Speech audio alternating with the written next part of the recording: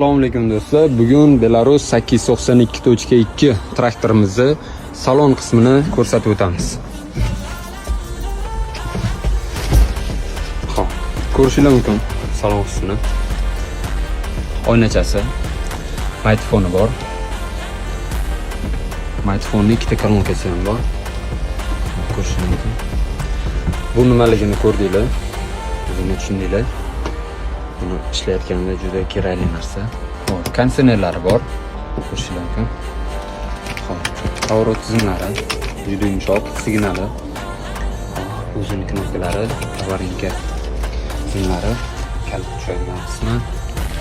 Hop, bu narsalari, skoslari.